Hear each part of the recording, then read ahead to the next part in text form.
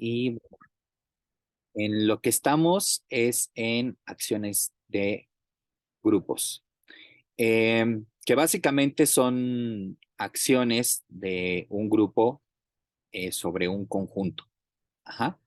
Entonces, bueno, vamos a tener siempre un grupo fijo, un conjunto fijo, y vamos a decir que se tiene una acción del grupo G sobre el conjunto X si hay un mapeo con una ley aquí que cumple estas dos condiciones. Entonces tomamos un elemento del grupo, un elemento del conjunto, y bueno, hay una aplicación que le llamamos puntito, que nos manda a una cierta operación, ajá, pero que queda en X, ¿no? Es decir, este es un elemento del conjunto y que satisface estas dos propiedades, ¿no? Que básicamente el elemento identidad del grupo por X, pues te deja fijo X. Y bueno, se pueden multiplicar elementos del grupo eh, por X de esta forma, ¿no? Multiplicamos X por H y luego la multiplicación por G, pues es la multiplicación con la ley interna que hay en G por X, ¿no? Eh, y bueno, vimos algunos ejemplos. Bueno, por cierto, la notación para decir que se tiene una acción de G sobre un conjunto X, nada más es así notacional. No es muy común esta notación, pero bueno, aquí para escribir las cosas un poquito más rápido, pues vamos a escribir esta notación, ¿no? De que hay una acción del grupo sobre el conjunto X. Es una acción por la izquierda, también se pueden trabajar acciones por la derecha, pero bueno, hacemos esta convención de que estamos trabajando con acciones por la izquierda, ¿no? Y bueno, como ejemplos, tenemos la acción de este grupo, que es el grupo de biyecciones que hay del conjunto de uno hasta n elementos en sí mismo. Ajá. Hay una acción sobre este conjunto, que es el mismo conjunto, ¿no? Conjunto de uno hasta n. Entonces, ¿cómo va esta acción? Pues tomamos una permutación. Los elementos de aquí recuerden que son permutaciones. Tomamos un elemento de aquí y simplemente lo permutamos, ¿no? Entonces, como esto es una biyección, pues se cumplen estas propiedades, ¿no?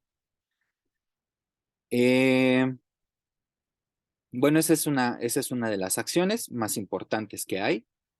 También hay otra acción un poquito parecida, nada más que ahora es sobre un espacio vectorial. Tenemos un espacio vectorial sobre un campo, nos fijamos en las transformaciones lineales invertibles y bueno, hay una acción de este grupo, ¿no? Recuerden que esto es un grupo con la composición, ¿no? De funciones, vistas como funciones. Eh, Eso es un grupo y eh, hay una acción sobre el espacio vectorial, ¿no? Si nos olvidamos de la estructura de espacio vectorial, pues bueno, es una acción sobre el conjunto subyacente al espacio vectorial V, ¿no? Uh-huh. Y bueno, la acción pues está dada así, tomamos una transformación lineal, tomamos un elemento del conjunto, que pues ya saben que son vectores, y bueno, la acción pues simplemente es ver cómo manda este elemento, este vector, a través de esta transformación, ¿no? Bueno, sabemos un poquito más de esta acción, ¿no? Bueno, está la acción identidad, ajá, que bueno, respeta esta estructura. Y bueno, la composición de transformaciones lineales también está bien definida aquí, ¿no? Entonces, pues se compone así, ¿no? Componiéndolo como funciones. Ajá. Y bueno, aquí hay un poquito más de estructura porque si, por ejemplo, estamos trabajando con el espacio vectorial Rn visto como espacio vectorial sobre los reales, pues GLB está en correspondencia biunívoca con GL, NR, que son el grupo general lineal, ¿no? Que simplemente es el grupo de matrices de tamaño n por n con coeficientes nr que tiene determinante distinto de 0, ¿no? Entonces, bueno, aquí la acción pues sería tomar una matriz, tomar un vector y multiplicarlo por la izquierda, ¿no? Es parte del teorema fundamental, ¿no? Que esta acción de aquí se restringe a la acción que hay a través de multiplicar una matriz por la izquierda, ¿no? ¿Vale? Entonces, bueno, esas son algunas de las acciones que hay. Y vimos otra que tiene comportamiento más geométrico. Si se acuerdan, les mandé unas figuritas de cómo son las transformaciones de Möbius, aquí arriba en el semiplano superior, complejo.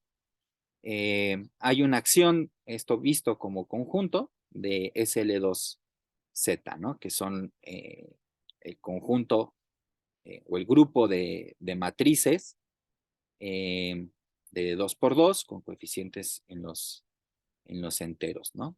Entonces, hay una acción que, bueno, está dado por estas transformaciones lineales, así se les conoce, que, bueno, también se conocen como las transformaciones de Möbius, y estos tienen una representación, ¿no? O sea, tienen una representación geométrica aquí, y es muy útil esa representación geométrica cuando se hacen cocientes de grupos porque nos dan estructura, por ejemplo, eh, como, como los grupos o las transformaciones modulares, por ejemplo, ¿no? En este semiplano.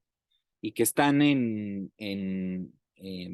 son muy importantes para entender objetos como curvas elípticas, por ejemplo, ¿no? Entonces es algo muy bonito, que se puede estudiar en un curso de teoría de grupos, eh, digamos, con vistas a la geometría, ¿no? Ok, y luego vimos que hay dos conjuntos muy importantes que podemos asociar una vez que tenemos una acción. Aquí fijamos, como siempre, un grupo y un conjunto y una acción del grupo sobre el conjunto y tomamos un punto del conjunto, ¿no? Entonces, podemos definir el conjunto de órbitas de X, que simplemente, aquí ya me olvido del punto, ¿no? Ajá, del puntito este que está en la acción, pero bueno, son los elementos que están aquí en el conjunto, ¿no? A través de la acción con un elemento de G, una traslación, digamos. Entonces, este conjunto pues se llama conjunto de órbitas de X. Hay muchísimas notaciones para el conjunto de órbitas, entonces yo prefiero llamarle así como una OX, porque es más evidente, y no se me va a confundir con la siguiente notación, ¿no? Pero bueno, en los libros ustedes pueden encontrarla tal vez eh, las órbitas como G y seguido de X, ¿no? Pero bueno, también se puede confundir con esta notación que es el grupo de isotropía, que es G sub X, ¿no? Entonces, por eso prefiero hacer como esta distinción. Ajá. Este grupo, el grupo de isotropía o el estabilizador de un punto X eh, a través de elementos del grupo G, pues simplemente es el subgrupo. Este es un subgrupo, este es un subconjunto de X. Este es un subgrupo que consiste de aquellos elementos que dejan fijo bajo la acción de X, perdón, bajo la acción de G en X, a los elementos de X, ¿no? Entonces, justamente estabilizan a los elementos de X y se llama el grupo de isotropía. Entonces, como un pequeño ejercicio para que ustedes entiendan un poquito más de qué se trata esto, pueden tomar aquí un espacio euclidiano, por ejemplo, R con su distancia usual, o R2, por ejemplo, ¿no? Aquí la notación para R o para R2, pues es esta que habíamos visto, ¿no? Si es R2, por ejemplo. Digo, está muy rara la notación, pero bueno, sí lo es. Es O2, ¿no? Que básicamente es este de aquí, ¿no? Entonces, recuerden que O2 es parte, es el grupo ortogonal, ¿no? Ujú. Que bueno, nosotros vimos que es el grupo de, de transformaciones lineales, ajá, invertibles, que preservan la distancia usual, ¿no? En este caso. Y bueno, eso con el teorema fundamental del álgebra lineal, pues se puede ver que es el grupo de matrices que tienen determinante más o menos uno, ¿no? Grupo de matrices de 2 por 2.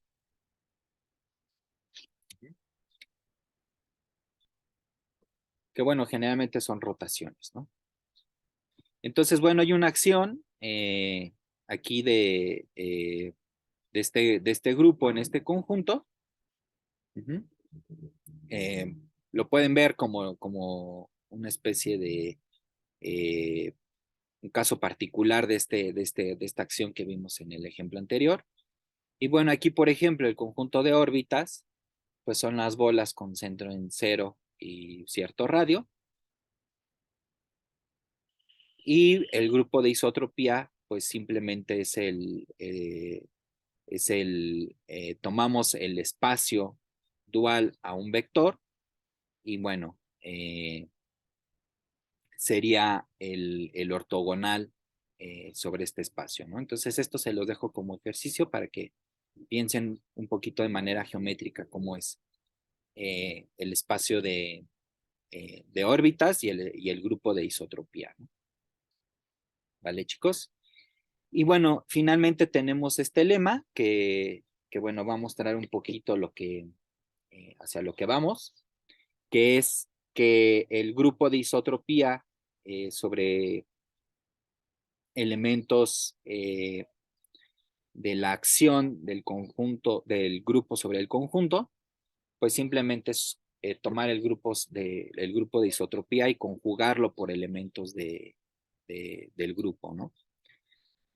Bueno, vimos la demostración es bastante sencilla, es de ida y vuelta, tomamos un elemento aquí, eh, y bueno, eso significa que H fija a G de X, y bueno, ya tomando aquí el elemento inverso, pues tenemos que ahora este elemento que es conjugación, digamos,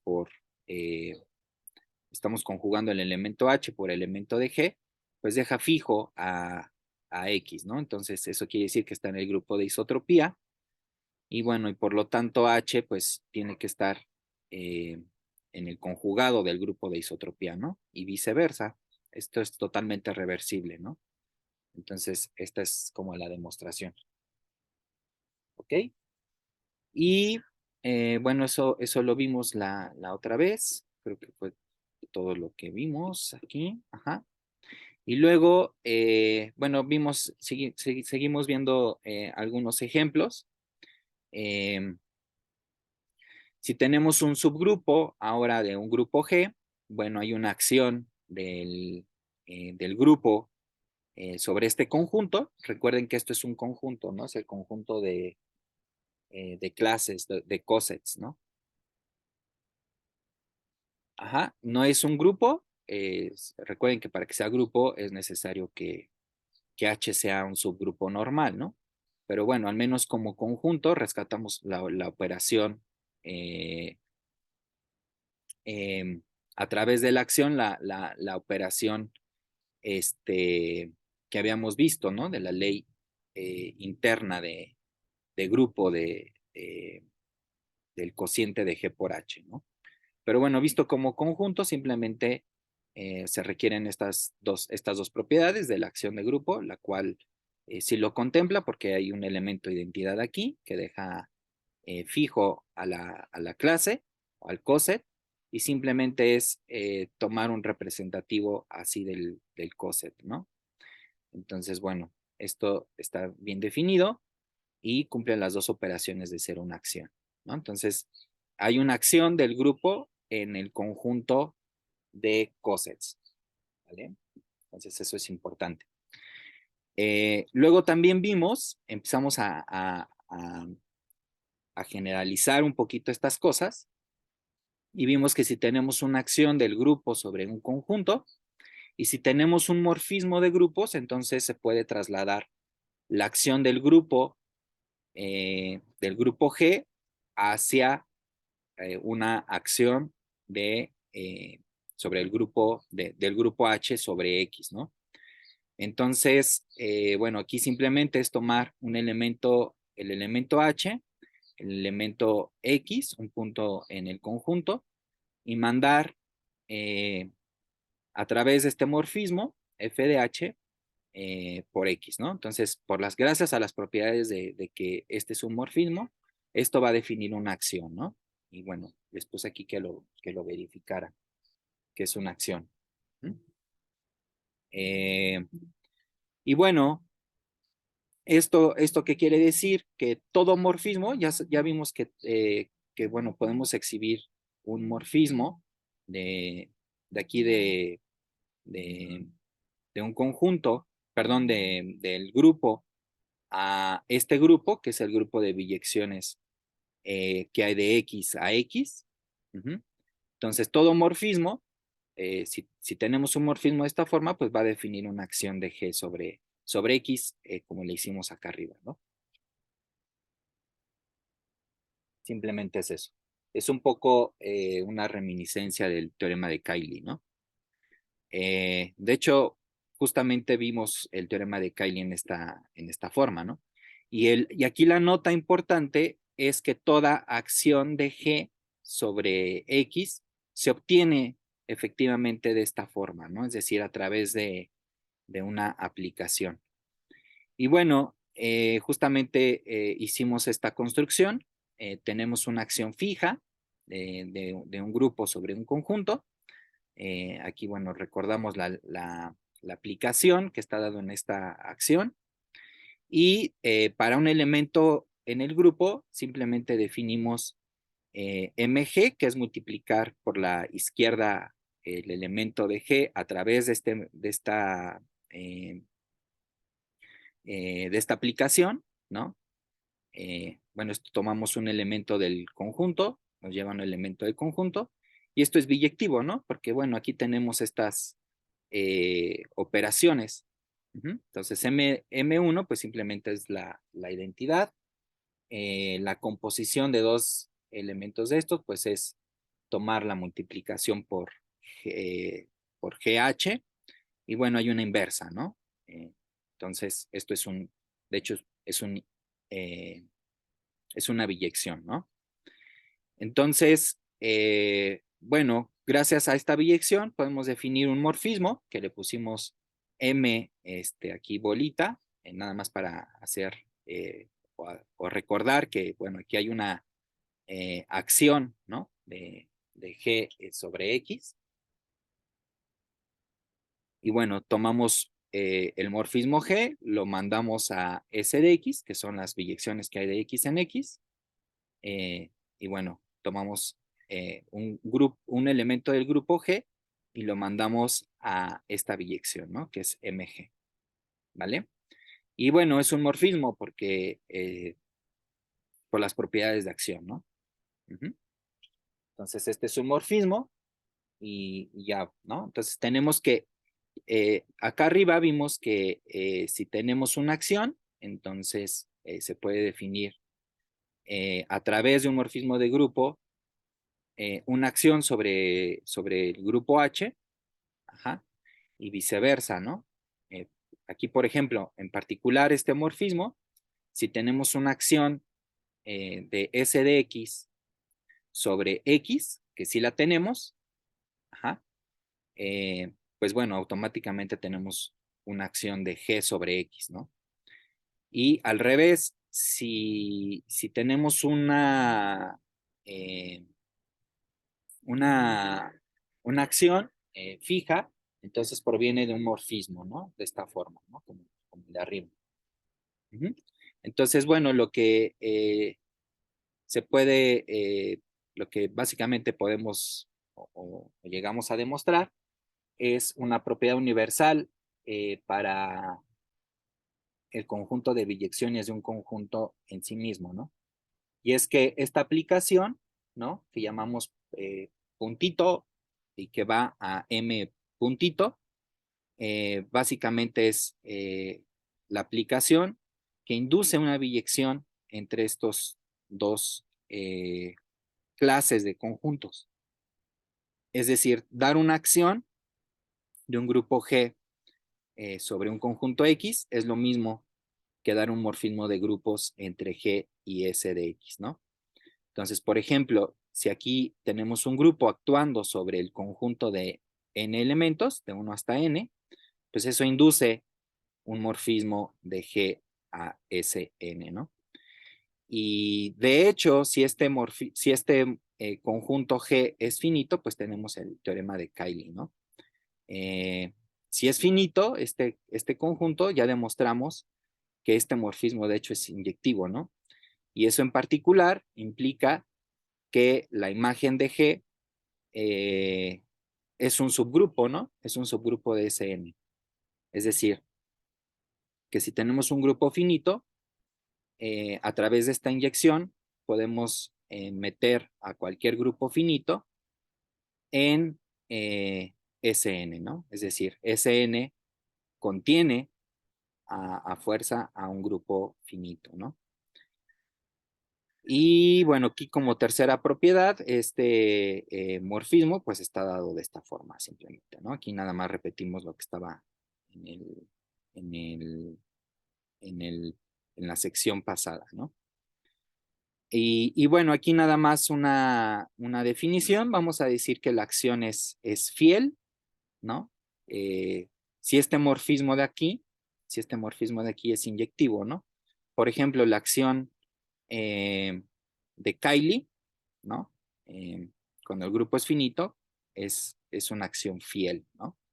Entonces, ustedes pueden decir que el teorema, bueno, podemos reescribir el teorema de Cayley diciendo que la acción de un grupo finito sobre, no, perdón, la acción de Sn sobre, eh, no, perdón, a ver, la acción de G sobre un conjunto, sobre el conjunto de 1 hasta n, ajá, es, cuando el grupo es finito, es fiel, ¿no? Básicamente eso es una reinterpretación del teorema de Cayley. Ok. Y bueno, en general, si no es inyectivo, pues tenemos la propiedad universal eh, del cociente, que bueno, ahora sería una propiedad universal también para S de X, ¿no? Entonces, si no es inyectivo este morfismo, sabemos que se factoriza a través de su kernel, y bueno, aquí hay un morfismo que va de este grupo a S de X, ¿no? Ajá. Entonces, bueno, aquí como si la acción es fiel, pues tal factorización es trivial, ¿no? O sea, no, el kernel sería eh, trivial, ¿no? Uh-huh. ¿Vale, chicos?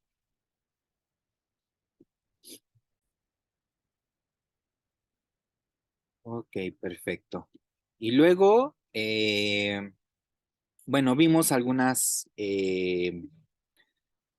características sobre cómo calcular cardinalidad de G, bueno, en el caso que tengamos finitud, a través de del grupo de órbitas o del grupo de isotropías, ¿no? Eh, y bueno, básicamente es esta proposición que ya la hemos visto en otras partes, pero bueno, es una reinterpretación, ¿no? Entonces, si tenemos una acción de este grupo sobre este conjunto, Primero, las órbitas de X forman una partición de X. Ajá, ahorita vemos cómo definimos la relación de equivalencia. El primer teorema de isomorfismo entonces nos va a dar un isomorfismo entre el cociente de G por su grupo, por su subgrupo de isotropía con el conjunto de órbitas, ¿no? Ajá, en un punto. En particular, si G es finito, bueno, el teorema de Lagrange nos dice que el orden de G pues se puede calcular multiplicando los órdenes o las cardinalidades más bien, ¿no? De, tanto del grupo de isotropía como del conjunto de órbitas, ¿no? Y bueno, demostramos este resultado. Básicamente definimos la relación de equivalencia sobre el conjunto X. Eh, y bueno, dos elementos van a estar relacionados si existe un elemento del grupo tal que Y se escribe como G de X, ¿no? Obviamente aquí estoy escribiendo la acción del grupo, ¿no? Ajá, entonces, bueno, para ver qué es una relación de equivalencia, pues es como lo que más o menos ya habíamos visto, es reflexiva, es simétrica, ¿no? Porque, bueno, básicamente es multiplicar por el inverso de un elemento de G, ¿no? Porque estamos tomando elementos del grupo, entonces es simétrica y es transitiva, ¿no? Entonces, la, la, la clase de equivalencia de X de este punto de conjunto, pues simplemente son las órbitas, porque así están definidas. Y la notación, pues ahora es tomar como G, o más bien X cociente por la izquierda G, ¿no? Entonces esa sería la notación para este conjunto cociente, ¿no? ¿Vale? Entonces, bueno, de teoría de conjuntos, sabemos que entonces a través de esta relación de equivalencia, pues se tiene una partición, ¿no? Las órbitas forman una partición de X. Y bueno, lo único que hay que probar es que esto es biyectivo. Eh, y bueno, ya por el teorema de Lagrange tendríamos que esto es finito, ¿no? Entonces, bueno, para probar que es eh, eh,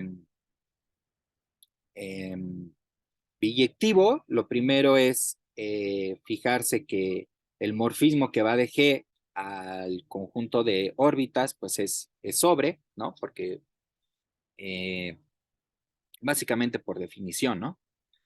Ajá. Entonces este morfismo de aquí es sobre, pasa al cociente. Por propiedad universal hay un morfismo aquí pi eh,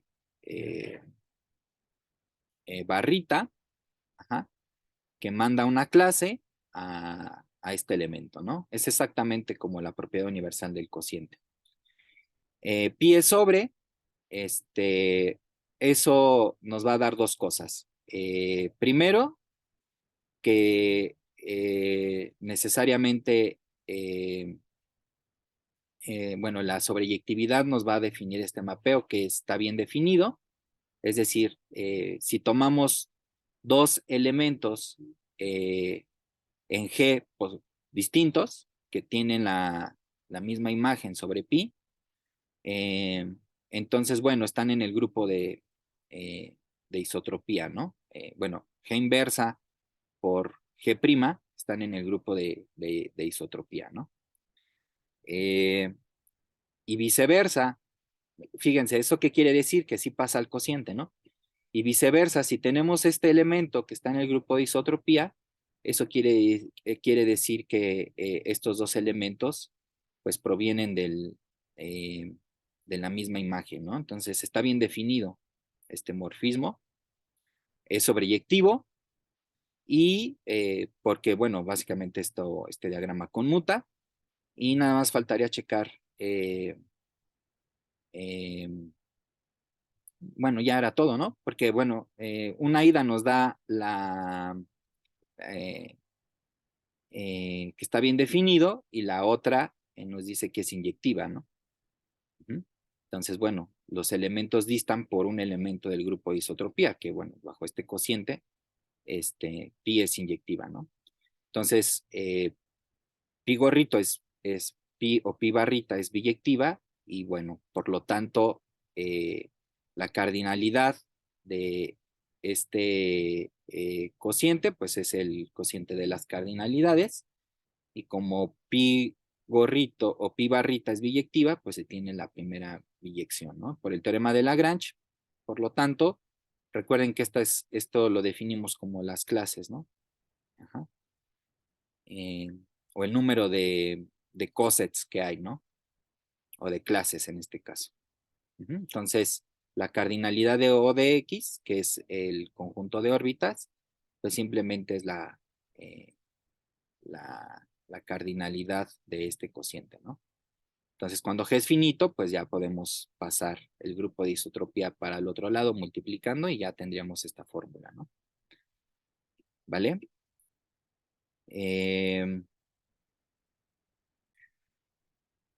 Ok, y bueno, finalmente tenemos esta como una especie de corolario, la, la ecuación de clases, ¿no? Que ahorita la voy a volver a escribir. Ajá, de hecho, la vamos a reescribir en dos formas distintas. Pero bueno, aquí la ecuación de clases supone que tanto X como G son vistos como conjuntos, pues son finitos. Por lo tanto, tenemos un representante de las órbitas, tendría que ser un número finito, es decir, esta ahí es un conjunto finito. Eh, y bueno, la ecuación de órbitas, perdón, la ecuación de clases nos dice que la cardinalidad de X, pues simplemente es la suma de todas bueno, de la cardinalidad de las órbitas, ¿no? Ajá. Eh, y esta es una suma finita, ¿no? Entonces, bueno, vamos a ver alguna de las o varias consecuencias de este corolario, ¿no? Eh, Como G es finito, pues bueno, tenemos que además esta suma, pues es esta suma de estos cocientes, ¿no? Ajá. Entonces, bueno, esto se sigue nada más de la parte de la proposición anterior, ¿no? Porque, bueno, las órbitas en representantes, pues forman una partición y como el conjunto es finito, por lo tanto la partición es finita, ¿no? Entonces, pues se tiene esta fórmula de aquí. Ok, y eso fue lo último que vimos. Eh, Ahora, ¿cómo vamos a relacionar lo que hemos visto hasta ahora? Eh, pues con algunas aplicaciones y sobre todo hacia los teoremas de Silo, eh, bueno, hay que ver cómo son las acciones por conjugación, ¿no? Porque hay una acción más de un grupo en sí mismo, que es a través de los automorfismos del grupo. Entonces, eso es acciones o las acciones por conjugación o acción por conjugación, por conjugación. Ok. Ok, entonces, bueno, básicamente aquí se trata de, de reinterpretar las acciones por conjugación que teníamos en álgebra lineal. ¿Se acuerdan, por ejemplo, en álgebra lineal, cuando teníamos el...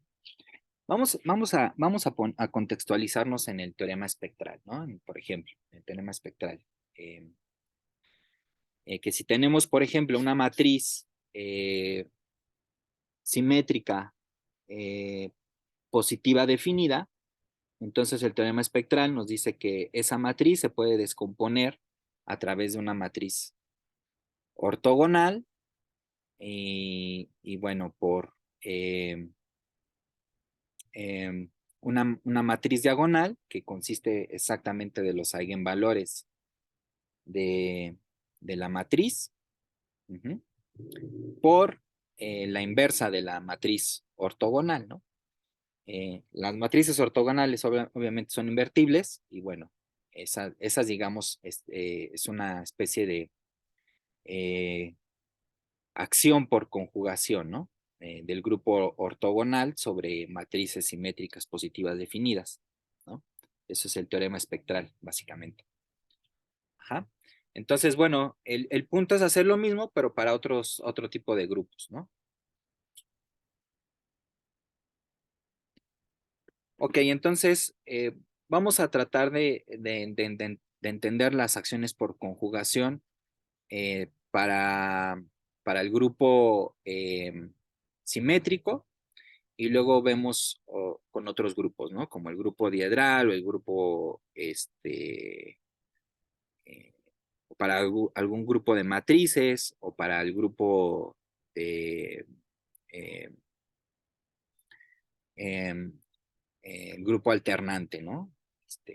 Ya vemos qué aplicaciones usaríamos.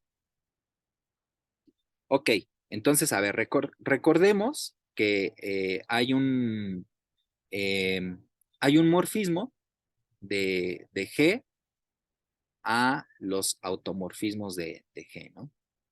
Entonces, aquí empieza toda esta historia. Entonces, aquí están los automorfismos de G. Uh-huh. Entonces, bueno, básicamente, ¿cómo está definido este morfismo? Pues bueno, eh, tomamos un elemento de G, ajá, y, y bueno, para que caigan los automorfismos de G, tomamos un elemento X también de G, y bueno, simplemente mandamos la operación de la acción, que sería Gx, pues va a ser conjugación, ¿no? Gx, G menos 1. Uh-huh. Entonces esto obviamente es un elemento de los automorfismos de G, ¿no? ¿Vale? Y de hecho, habíamos este morfismo, vamos a llamarle IG, uh-huh, a este morfismo. Recuerden que esto nos da una acción, ¿no? También de G en sí mismo, ¿sí?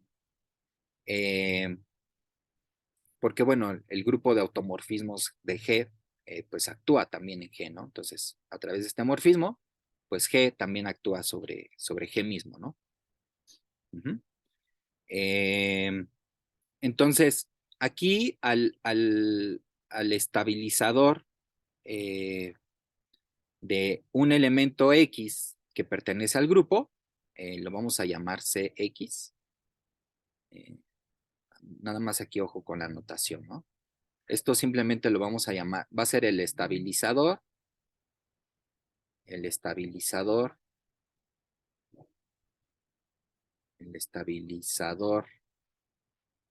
de X. X es un elemento en G, porque acuérdense que la acción es de G en sí mismo. ¿Mm? Y a las órbitas les vamos a llamar clases de conjugación. Entonces, las clases de conjugación, pues van a ser las órbitas. Las clases de conjugación simplemente son las órbitas de esta acción, ¿no? Uh-huh. Es el espacio de órbitas, ¿vale? Entonces aquí nada más estamos renombrando, ¿no? Y bueno, ya habíamos visto que el kernel de este morfismo,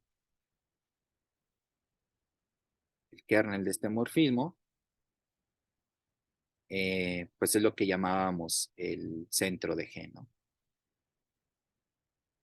Entonces, ahorita lo vamos a ocupar en la ecuación de clases. Nos va a dar, pues nos va a permitir seguir clasificando grupos, ¿no? Ok. Entonces, bueno, la primera acción por conjugación que quiero ver es la de el grupo simétrico, ¿no? Entonces, bueno, aquí ya hay varias cosas que han visto en la clase de ayudantía, pues. Eh, y bueno, el punto es el siguiente. A ver, lo voy a poner como una especie de, como un lema, ¿no? No es complicado.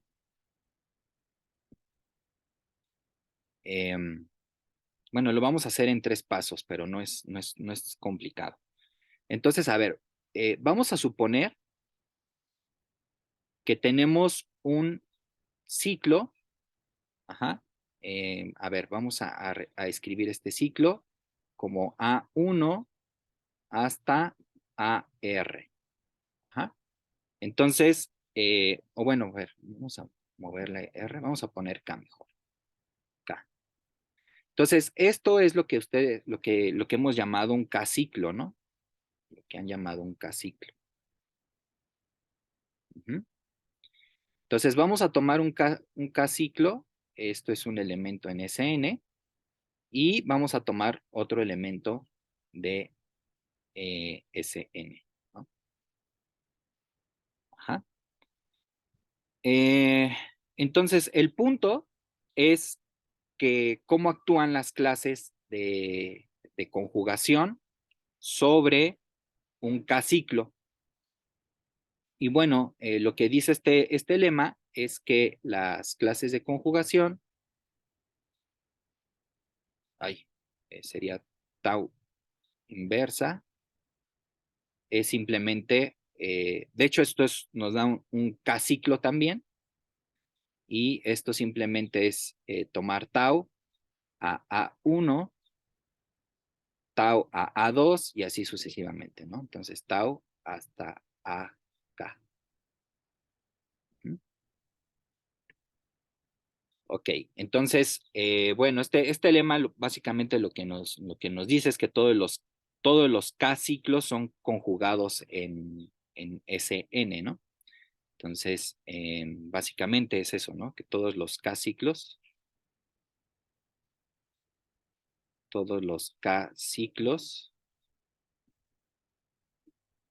son conjugados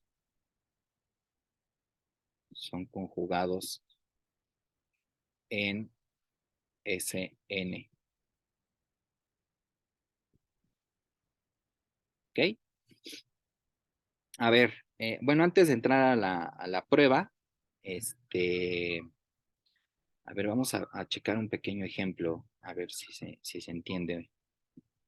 Eh, a ver, por ejemplo, a ver, vamos a tomar este ciclo. Eh, a ver, tau, esto es un elemento de SN, ¿no? Eh, a ver, por ejemplo, este de aquí. 1, 3. Y 2, 5 y 4, ¿no? Ajá. Entonces tenemos esta factorización. Ajá.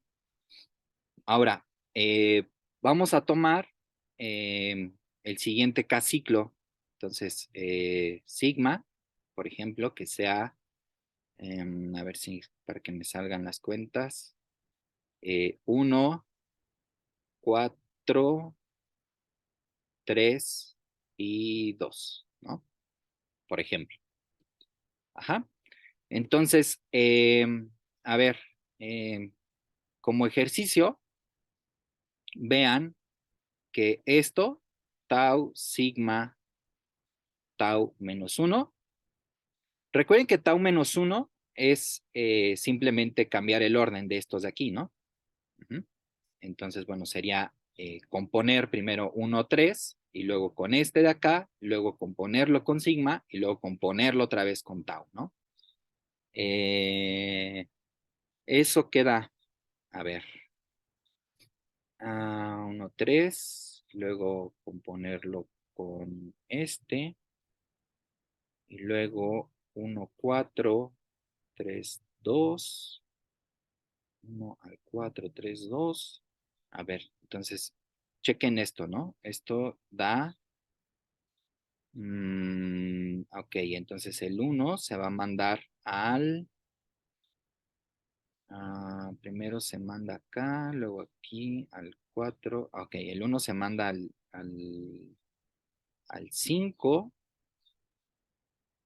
ajá, luego el 5 al 3 y del 3 al 2, ¿no? Chequen esto, por favor.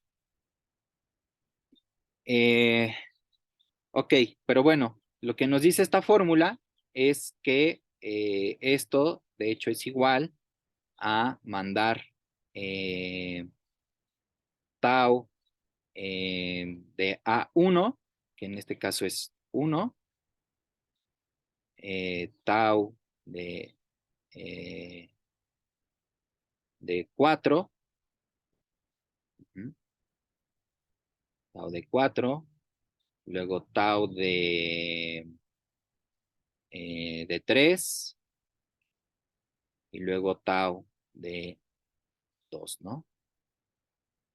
Entonces, si se fijan, es un K-ciclo, ¿no? 1, 2, 3, 4, es un 4 ciclo. Entonces, ¿esto quién es? Pues, a ver, tau de 1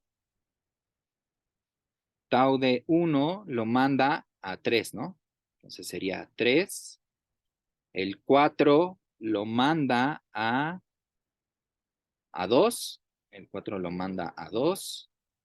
El 3 lo manda al 1. Y el 5, perdón, el del 2 lo manda al 5, ¿no? Ujú. Y bueno, estos dos ciclos son iguales, ¿no? Entonces, bueno, es básicamente lo que quiere decir el resultado. ¿Vale, chicos? ¿Dudas hasta aquí?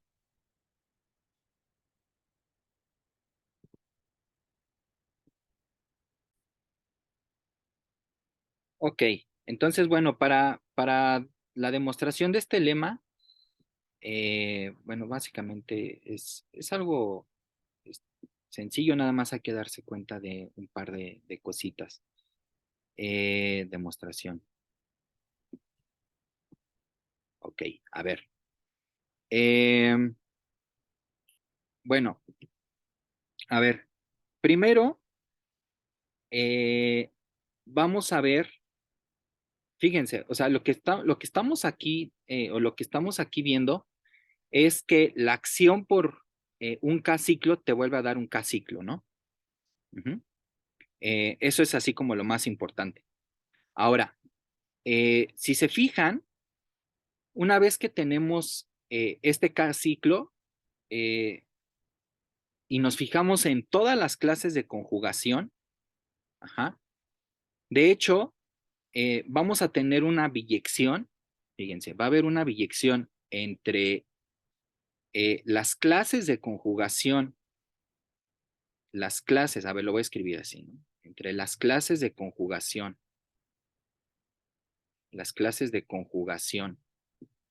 eh, sobre SN, uh-huh, entonces va a haber una biyección, ¿sí? Con las formas en que podemos partir un número entero positivo, ¿no? Entonces, n se puede escribir como K1 más K2, así hasta KR, es decir, nos va a dar las distintas formas en que podemos particionar un entero positivo, nos va a dar una clase de conjugación sobre ese n, ¿no? Lo cual es bastante sorprendente. R aquí en los naturales. Y de hecho podemos formar una cadena, ¿no? En estos elementos. O sea, los podemos escribir de esta forma. K2, así sucesivamente hasta KR. ¿Sí? Entonces, fíjense, cualquier partición de esta forma de un número natural, ajá, nos va a dar una clase de conjugación sobre Sn, ¿no? Entonces, de hecho, esto es una biyección, ¿no? O sea, va de ambos lados. Ahorita vemos ejemplos, ¿vale? Entonces, primero vamos a demostrar este resultado y luego vemos ejemplos, ¿va? A ver. Entonces, bueno, a ver, lo primero que tenemos que checar es, pues justamente cómo son las acciones bajo conjugación. Ajá. A ver, entonces vamos a considerar, eh, a ver, consideremos primero, consideremos, eh, bueno, tau de A I, ¿no? Donde I obviamente es menor o igual a K. Ok. Entonces tenemos ese elemento de ahí. Ahora, si a nosotros le aplicamos tau menos 1 de tau de AI, pues sabemos que deja fijo a AI, ¿no? Porque, bueno, estos son biyecciones.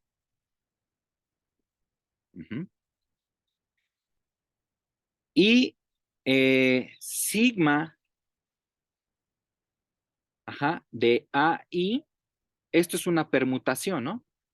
Entonces, este elemento bajo sigma lo va a mandar, digamos, a un AI más 1,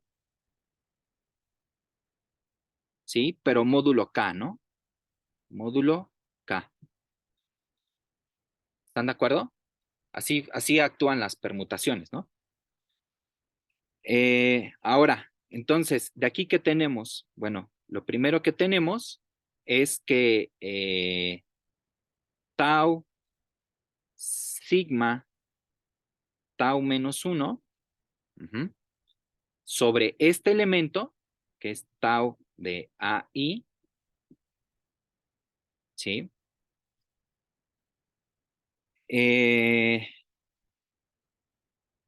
A ver, pues, ¿esto quién sería?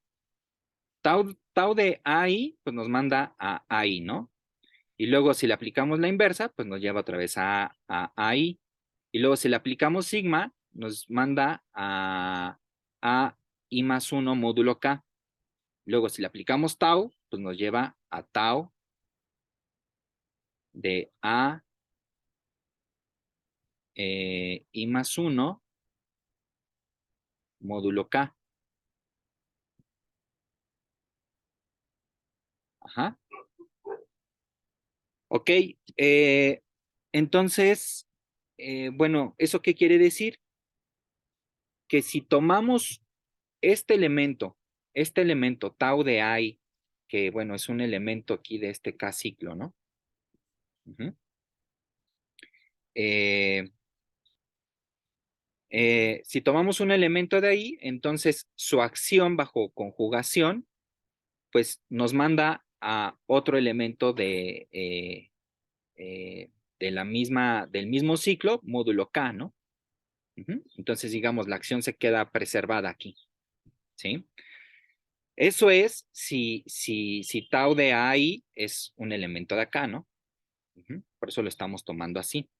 Ahora, ¿qué pasa si tomamos algún elemento del conjunto de 1 hasta n que no sea AI, ¿no? Es decir, a ver, entonces, 2, el segundo punto sería, a ver, ¿qué pasa? Vamos a tomar, a ver, sea J, cualquier J, tal que J esté aquí, ¿no? Esté de 1 hasta n. Ok. Ajá. Entonces vamos a tomar una j que esté aquí, pero que no sea AI. Que no sea AI. Para ninguna I. Para toda I, ¿no? Entonces vamos a tomar un elemento de ahí, ¿sí? Y vamos a suponer que no es un elemento de AI, ¿no? Acuérdense que AI es un K-ciclo, ¿no? Entonces, bueno, tienen cierta forma estos K-ciclos, ¿no? Ok, entonces, a ver, primero tenemos que ver qué es lo que hace sigma a J. Eh, entonces, noten que J no está en el K-ciclo que define a sigma, ¿no? Porque sigma, bueno, sigma es esto de aquí, ¿no? Ujú. Entonces, este elemento no va a estar acá, ¿sí? No está en este K-ciclo. Entonces, ¿qué quiere decir? Que sigma lo tiene que fijar, ¿no? Necesariamente. Entonces, sigma de J es J, ¿sí? Porque, bueno, no hace otra cosa porque no está en este K-ciclo, ¿no? No lo manda a otro elemento. Entonces, lo tiene que mandar a J. Ajá, ¿sí? J no es parte del K-ciclo que define a sigma, ¿no? Ahora, ¿esto qué implica? Entonces, tau, sigma, tau menos 1 de tau de J,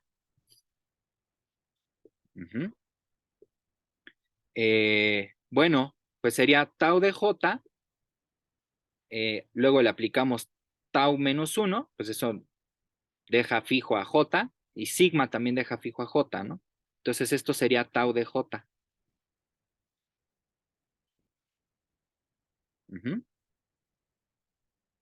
Es decir, que este elemento fija cualquier número que no es de la forma, a ver, tau de AI, ¿no?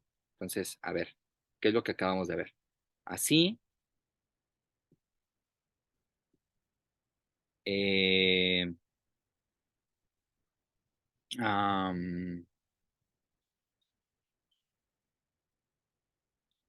ok, entonces este elemento, tau sigma, tau menos 1, fija a cualquier elemento,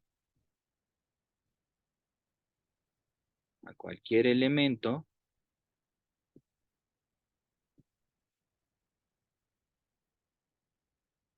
cualquier número, ajá, que no es de la forma, que no es de la forma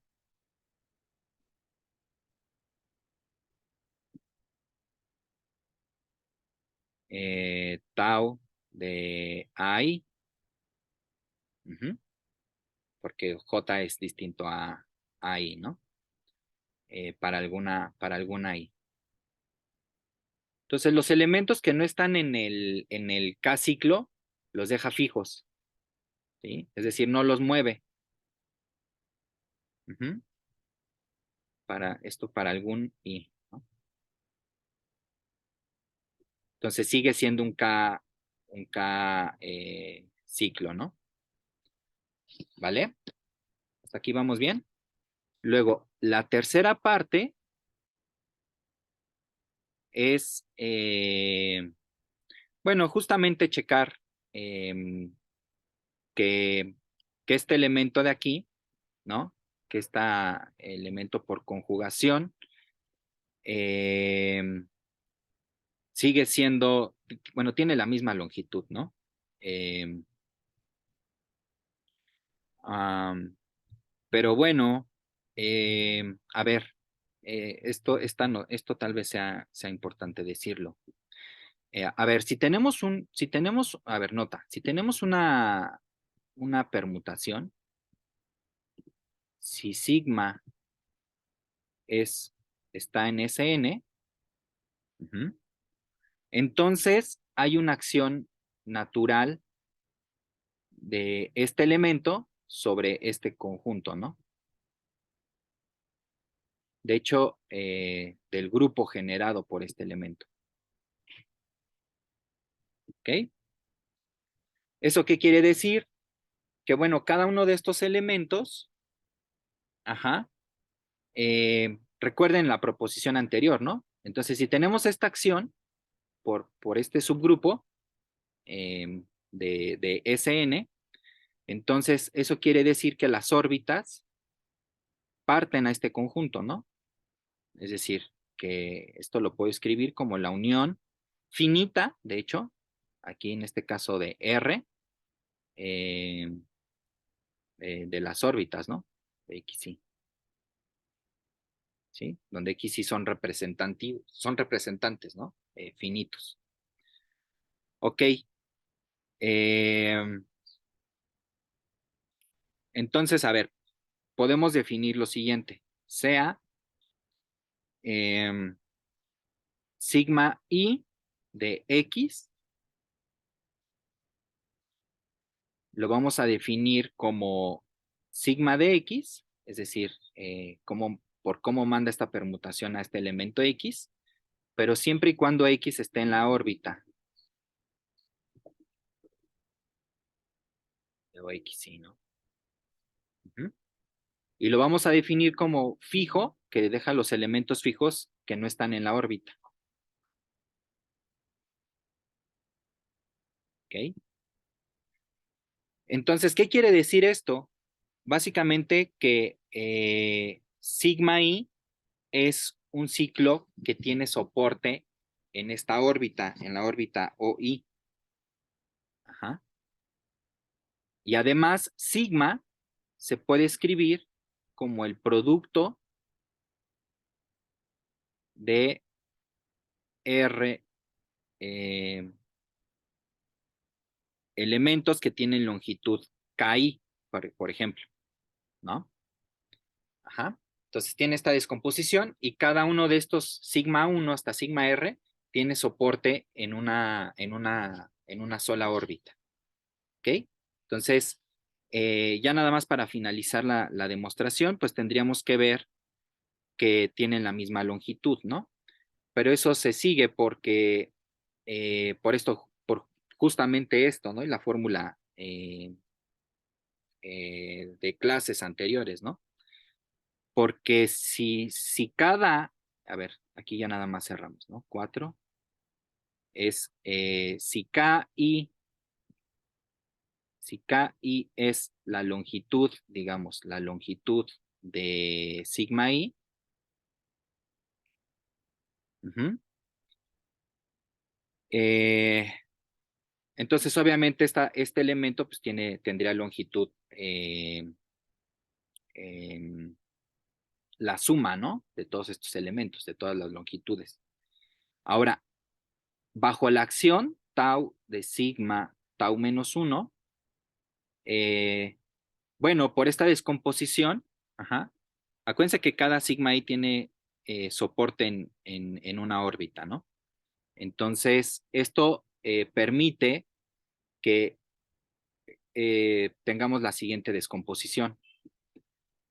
Entonces sería tau, sigma 1, tau menos 1, así, etcétera, hasta tau, sigma R, tau menos 1, ¿no? Uh-huh. ¿Qué quiere decir esto? Que estos elementos, bueno, tenemos R de ellos y por lo que acabamos de probar, uh-huh, que es la fórmula esta, ajá, por lo que acabamos de probar, eh, cada uno de estos tiene longitud K1, ¿no? KI, perdón, uh-huh, porque tienen soportes distintos, ¿no? Entonces, aquí de hecho la longitud de tau, sigma y tau menos 1 también es KI, ¿no? Uh-huh.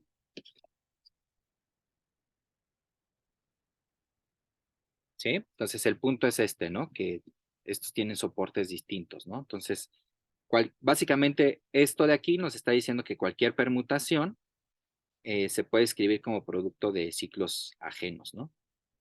Uh-huh. Entonces,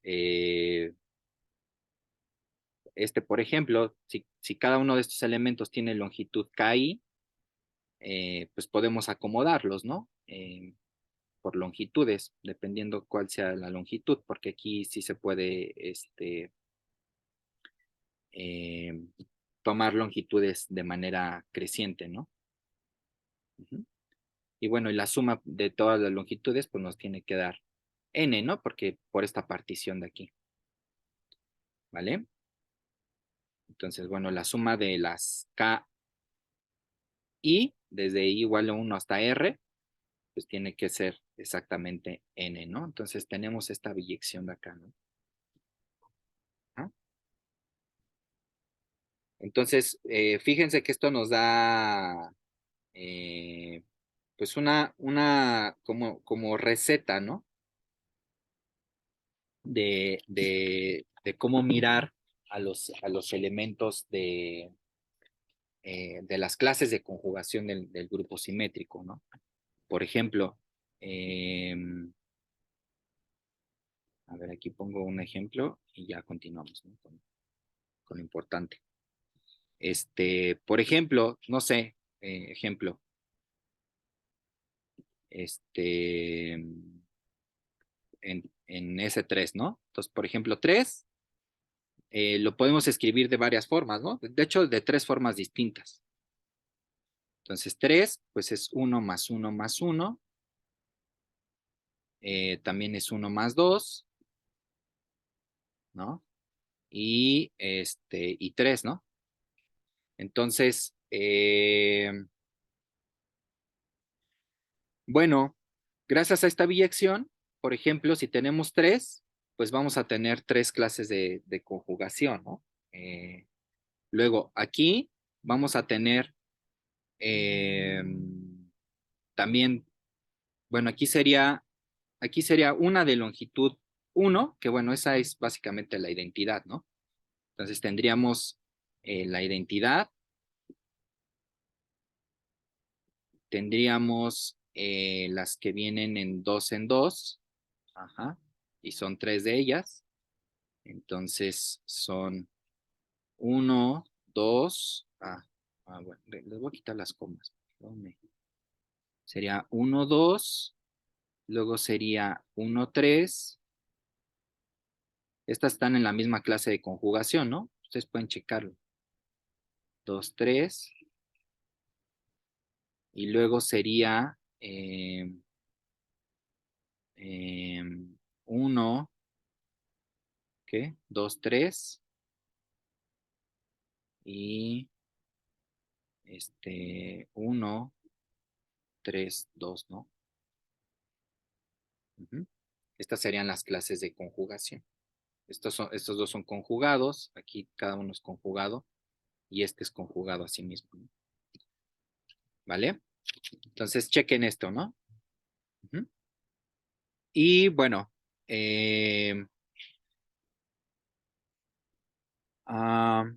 ok, entonces vamos con la proposición, la proposición que quería ver hoy, ¿no? Entonces, la siguiente proposición es vital para todo lo que sigue. César, nada más una pregunta. A ver, ok, a ver, espera. Ok, entonces vamos con, esta proposición tiene que ver con la noción de P grupo. Ajá. Entonces, a ver, antes de decir la proposición, algunas definiciones. Entonces vamos a denotar como X. Obviamente tenemos una acción, ¿no? Tenemos una acción fija, antemano, y vamos a denotar como X a la G, simplemente a los elementos del conjunto, a los puntos de X, que quedan fijados por G, bajo la acción, para todo G, para todo G en el grupo. ¿Ok? Ajá. Entonces, bueno, esta es una anotación importante. Y nada más como definición, definición de P grupo. Y este es muy importante, de P grupo, ¿no? Nos va a ayudar a clasificar algunos grupos, ¿no? Entonces, vamos a decimos que un grupo es un P grupo, decimos que un grupo G,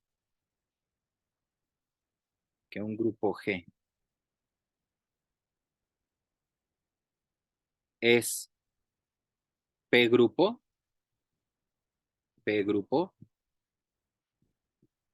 si pasan dos cosas, básicamente.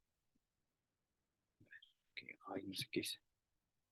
Es P grupo, P un primo, ¿no? Obviamente. Entonces, si G es finito, no trivial, ¿sí? Es de que su orden no sea 1, y que su orden es una potencia de un primo, a la M, ¿no? Por ejemplo, para algún M mayor que 0.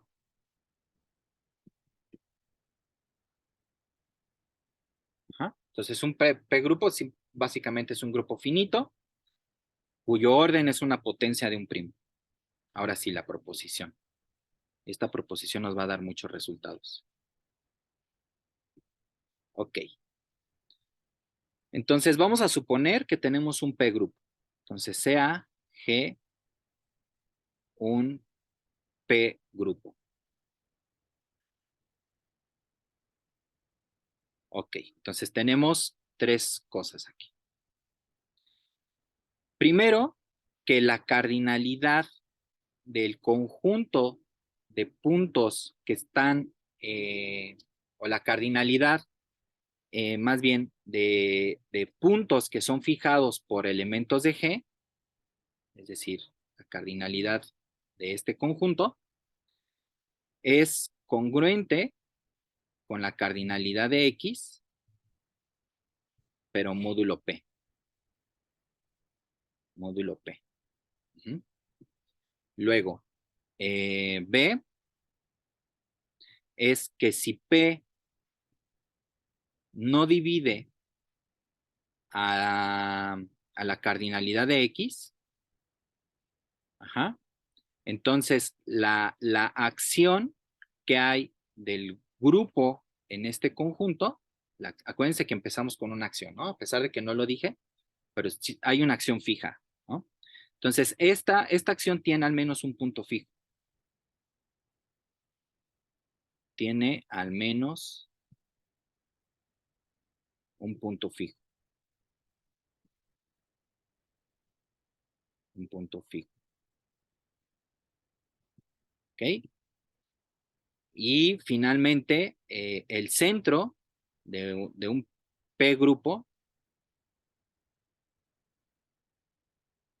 no es trivial.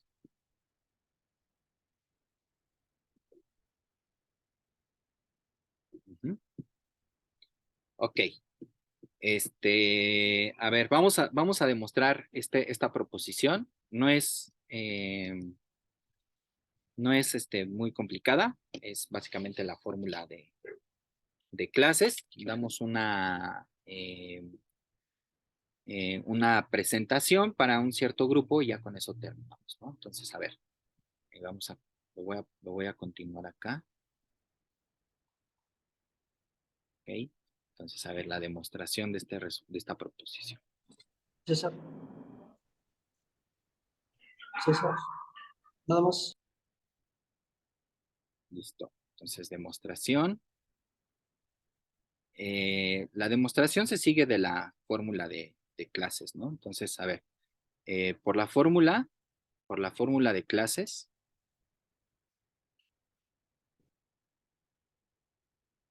o la ecuación de clases,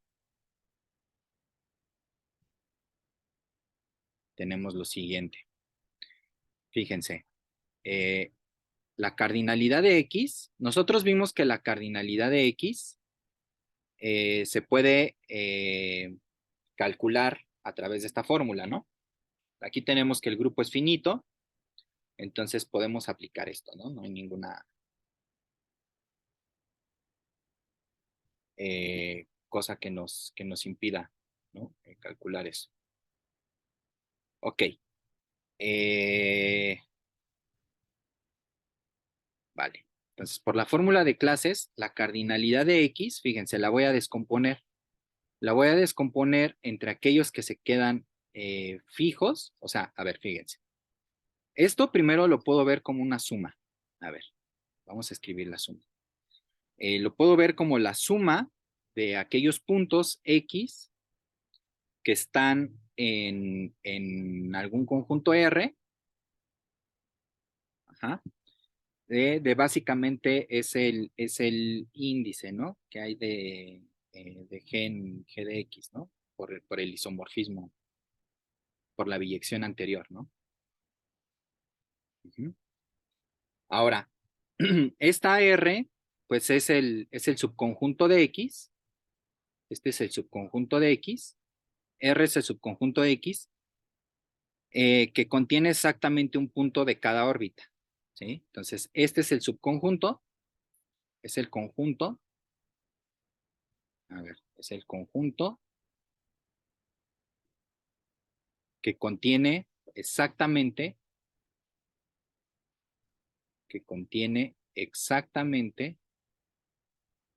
un punto de cada órbita. Exactamente un punto de cada órbita.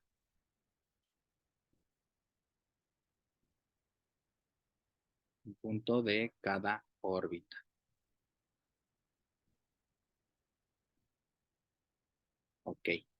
Entonces, esta suma la podemos separar en dos, ¿no? En aquellos elementos que están en R y aquellos elementos que están fijos y aquellos elementos que no están fijos, ¿no? Pero que contienen exactamente un punto de cada órbita. Es decir, esto sería la cardinalidad de XG, ajá, más la suma de aquellos elementos o de aquellos puntos que están fuera de X a la G. Es decir, son elementos que tienen exactamente un punto de cada órbita, pero que no fijan o que no se quedan fijados, ¿no? Por elementos de G, ¿no? Acuérdense de la definición de esto. Ajá. Entonces, los que quedan fijos más los que no quedan fijos, ¿no? Y esto es del índice, o del número de clases, ¿no? Más bien. Del grupo de isotropía. Ok. A ver, entonces, si X no es punto fijo, esto tiene que ser positivo, ¿no? Si X no es un punto fijo, entonces esto de acá, esta cardinalidad tiene que ser positiva, ¿no? Y por el teorema de Lagrange, divide a la cardinalidad de G. Pero la cardinalidad de G es una potencia de un primo, ¿no? ¿Eso qué quiere decir? Que P divide a este índice, ¿no?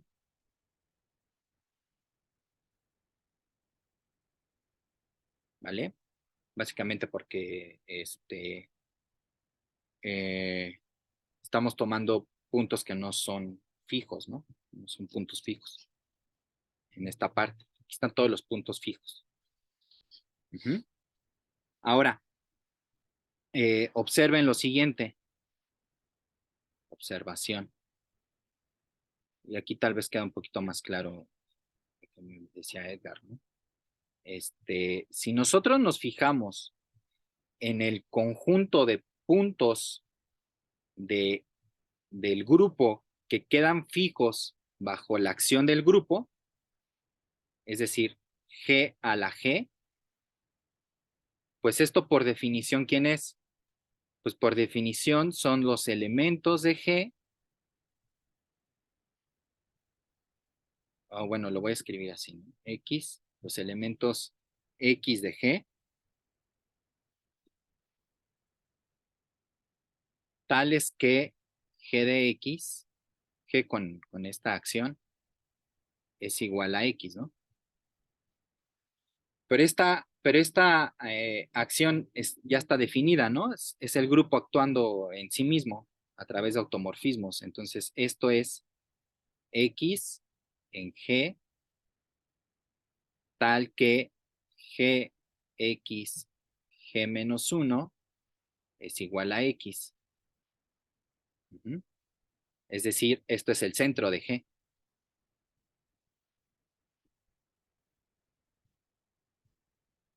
¿Vale? Entonces, aplicando la formulita de arriba uh-huh, a, a G, a la G, ¿no? Bueno, esta formulita más, bueno, a ver, utilizando la observación anterior, tenemos que la cardinalidad del centro de G, entonces la cardinalidad del centro de G, ajá, sería congruente con G módulo P. Uh-huh, porque P divide a esta cosa de acá, ¿no? Ajá, y estamos aplicando esta fórmula para X igual a G, ¿no? Entonces, ¿esto qué quiere decir? Bueno, G es un P grupo, ¿no? Uh-huh. Entonces, en particular, esto quiere decir que el centro es mayor que 1. Entonces, o bueno, la cardinalidad, ¿no? El centro es mayor que 1, de hecho. Centro de G es mayor que 1. Entonces, al menos hay un punto eh, fijo, ¿no? ¿Mm? ¿Vale?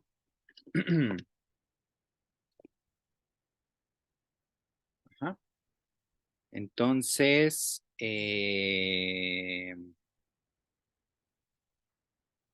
bueno, con esto queda probado el resultado, ¿no?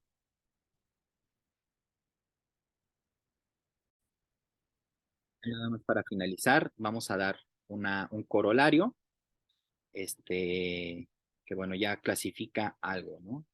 A ver, corolario. Eh, Viene en la tarea, entonces ya lo pueden usar. Eh, si por ejemplo, si el orden de G es, eh, es un P grupo, ¿no? Es, pero de hecho es de esta forma, es P cuadrada, entonces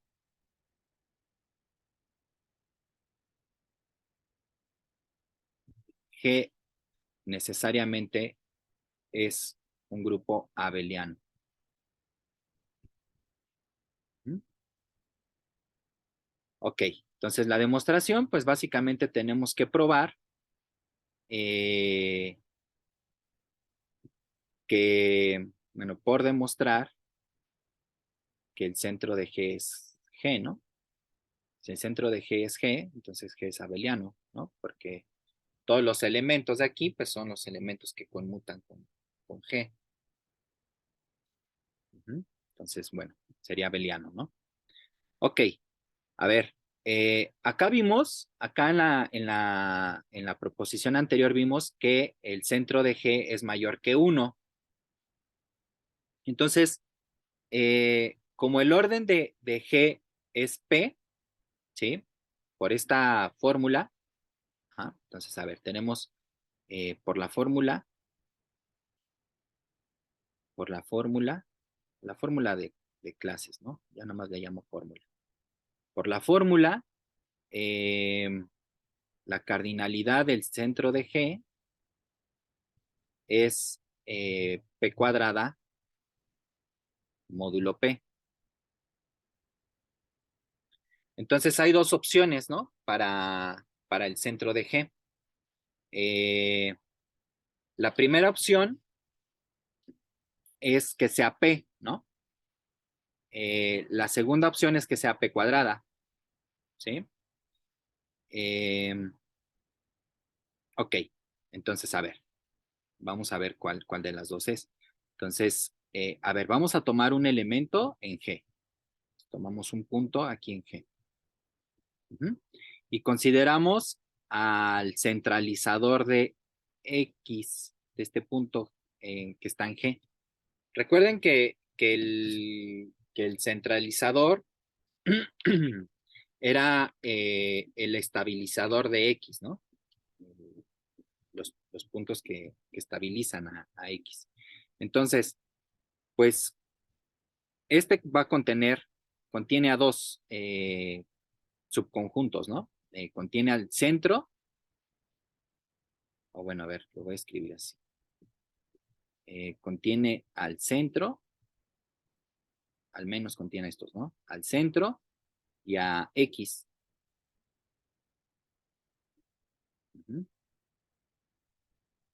Entonces contiene a estos dos aquí, ¿no? Por definición. A ver, entonces, ¿qué pasa? Aquí estamos tomando X en G, ¿no? El centro de G es un subgrupo de G, entonces bastaría ver que todo elemento de G está en el centro de G, ¿no? Para que sean iguales. A ver, pero ¿qué pasa si este elemento no está en el centro de G? Entonces, a ver, si X no está en el centro de G, entonces, a ver, otra vez por la fórmula de acá arriba, el centralizador de este punto X, ajá, a ver dónde está la fórmula, tendría que ser mayor o igual al centro de G más, bueno, quedamos que esto es mayor que 1, ¿no? Entonces, toda esta suma, pues tiene que ser mayor que, que 1, ¿no? Entonces, a ver, tendríamos que esto de aquí es mayor o igual a la cardinalidad del centro de G más 1.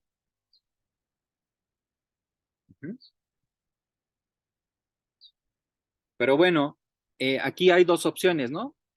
Para el centro de P. Entonces, a ver, si el centro de P es,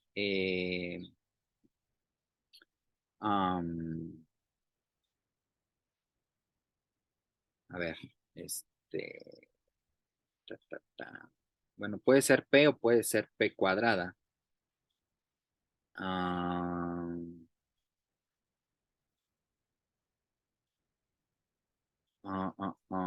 entonces, bueno, debería de ser mayor o igual. A ver, vamos a suponer que es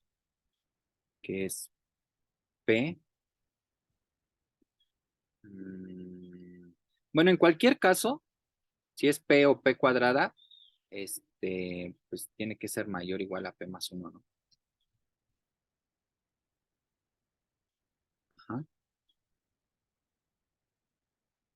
Ahora, esta cosa de aquí, esta cardinalidad, por el teorema de Lagrange, divide al orden de G, que es P cuadrada, ¿no? ¿Sí? Entonces, ¿eso qué fuerza? Que la cardinalidad del centralizador de X sea igual a P cuadrada, ¿no? Porque divide al orden de G, que en este caso estamos diciendo que es P cuadrada, y es mayor o igual a P más 1. Entonces tiene que ser P cuadrada, ¿no? Uh-huh. ¿Por eso qué significa? Que el centro de X es igual a G, ¿no? Por cuestiones de cardinalidad. Pero si el centro de X es igual a G, quiere decir,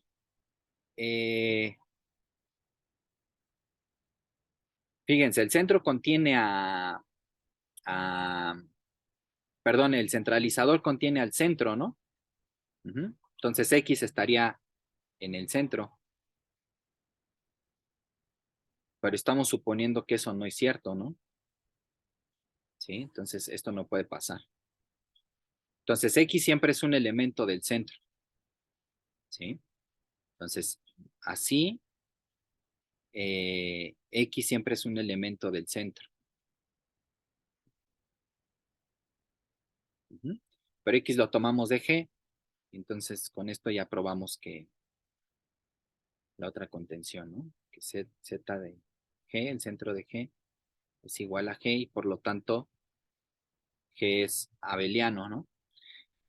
Ahora, el orden de este es abeliano, ¿no? Lo que acabamos de demostrar.